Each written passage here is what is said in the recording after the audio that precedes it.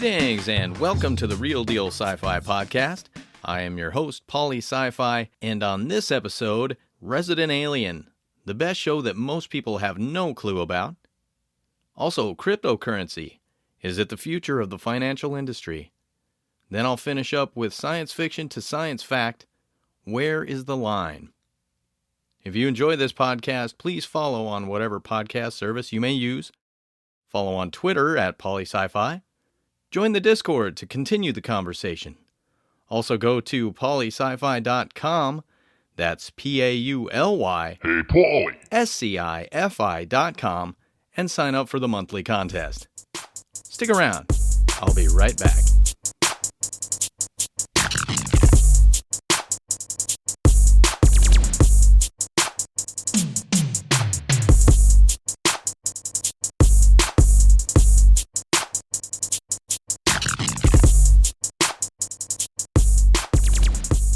There's an actor we have all seen, and he's played many roles. From the pilot Wash on Joss Whedon's Firefly, to the voice of Sonny the Robot in I, Robot. This actor has made quite the name for himself. I mean, who could play an old-timey pirate in the modern day and make it even half believable? I am, of course, talking about Alan Tudyk. It wasn't really a surprise to me that he's become a staple of Hollywood. When I first saw him on Firefly and saw his portrayal of Wash, I knew he had the chops to be a good actor, but he has proven himself to be much more than that. With this new character, I can see the way he's consumed by the characters he portrays. He now has a series which is in its second season. I did a poll on Twitter and found that this series on Sci-Fi, Resident Alien, is not well known in science fiction circles, if known at all. This series may not be well known, but it is laugh out loud funny. All of the episodes so far have been worthy of a watch. As a science fiction fan, it's part of my job to make sure that I support those projects that are worthy, in my opinion, of renewal. That way we can get as many seasons out of them as we can. Alan Tudyk plays an alien who has crashed on Earth, and though this may sound like an old trope, this series takes the old ideas and turns it on its head. The alien, a ferocious-looking entity, is forced to take the form of one of the residents of a small Colorado town. It just so happens that he takes the form of a world-renowned, but not so well-known to the locals doctor, and becomes the town physician. When I say this series is laugh-out-loud funny, I'm not exaggerating. Some of the best parts in Season 1 are when the alien, disguised as Dr. Harry Vanderspiegel, interacts with a prepubescent citizen of the town who sees through his disguise. There is plenty of chemistry between the main characters and all of the supporting cast. The sheriff is over the top, and one of the many bright spots in this series, as you'll find out very quickly. This series has been a pleasure to watch, and it looks like the cast is having a great time making it. I'm hoping that we get many more seasons, but the only way that's going to happen is if we begin watching it and showing our support. We don't need another series which is canceled before its time.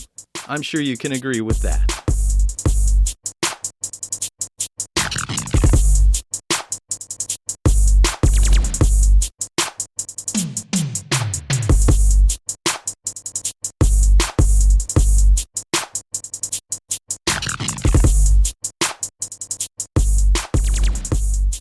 Cryptocurrencies are not new, and we've all heard of them by now. At one time, these digital tokens were said to be a replacement currency for our financial system, replacing the dollar. Crypto has come a long way, but it hasn't lived up to the promise that many had for it. We have seen the emergence of Bitcoin millionaires.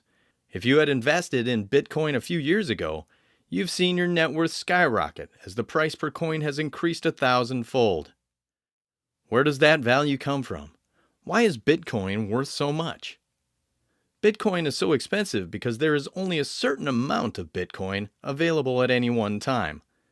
There are only 21 million Bitcoins, and that's all there will ever be. There are corporations and people who hold on to them and keep them as part of their portfolio, and that's a double-edged sword. If those with the coin sell it, the value drops. If that happens on a massive scale, then their fortunes are all in jeopardy. Ethereum is another token that's very popular and relatively expensive. Ethereum is built to allow more inclusivity in the data on the blockchain. It's not as exclusive as Bitcoin, so the price is not as high, though it is still up there. The crypto markets are very volatile and the prices are moving constantly. The Real Deal SciFi podcast is not encouraging any kind of trading or gambling. This segment is for informational purposes only, and in order to prepare the information that I'm giving you, I invested a bit of money. At the time of this recording, I'm down. Luckily, I didn't invest much, but don't expect to become rich overnight either. Will crypto take over our financial institutions? At the present time, the answer is an easy no. But in the future, we could see a more normalized and standardized crypto market that could make it more suitable for a main currency. From my experience on the market, I would be cautious with your investment, if you make any at all. Don't put in money you can't afford to lose. That's a personal lesson from SciFi.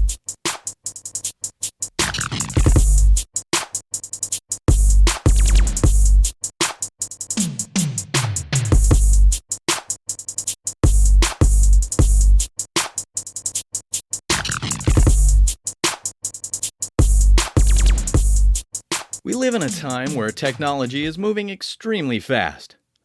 Robots are becoming more agile and lifelike by the day. AI developers are making breakthroughs that are putting it on the forefront of technology. The James Webb Space Telescope is soon to be giving us images of the early universe, which just 100 years ago would shock the general population. There are so many advancements on the cusp of breaking out, it's hard to keep track of all the things humanity is achieving. All of these things have been predicted by science fiction, and there are more things it has foreseen. When does science fiction become science fact? Is it when the technology has a moment where theory is proven? Or is it when the technology becomes widely available? If it is the former, then we have so many technologies that are now fact. Quantum computing is one of those technologies that comes to mind. Now that we have proof of concept and the science is moving forward with speed, is quantum computing a science fact? Our lexicon of scientific endeavors is growing at a rapid pace, and though we have some great things on the horizon, I think that it's more about public perception and what society deems a science fact that makes it a reality. Would it be a matter of perspective? Perhaps those computer scientists that are achieving the breakthroughs right now already consider quantum computing science fact.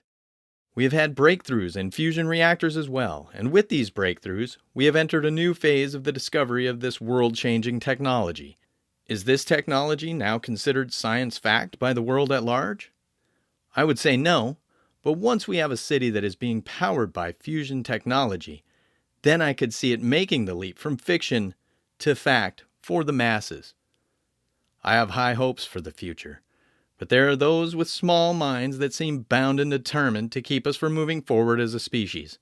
Regressive minds which have the power of a technology they are trying to destroy. Can we get past our differences and move into a shared future? Or is that sentiment merely science fiction? My hopes for the future ebb and flow like the tides. The cycle of the moon is not what dictates this state, but rather the 24-hour news cycle. With Russia poised to invade Ukraine and upend world peace in a way we haven't seen for decades, I'm feeling less hopeful for humanity now than I have in a long time. Will we get to see these discoveries make the leap from science fiction to science fact? I don't know, and the crystal ball has been darkened. I can only hope that the eyes of the willfully blind will be opened and they can finally look to our shared future and see it as I would like it to be. Unlimited and infinite.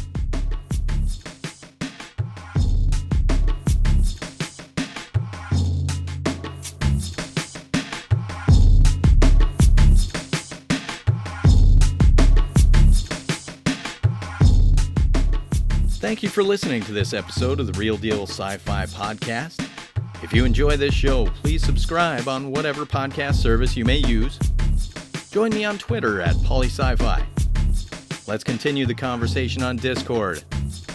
Also, go to PollySciFi.com. That's P-A-U-L-Y. Hey, Polly.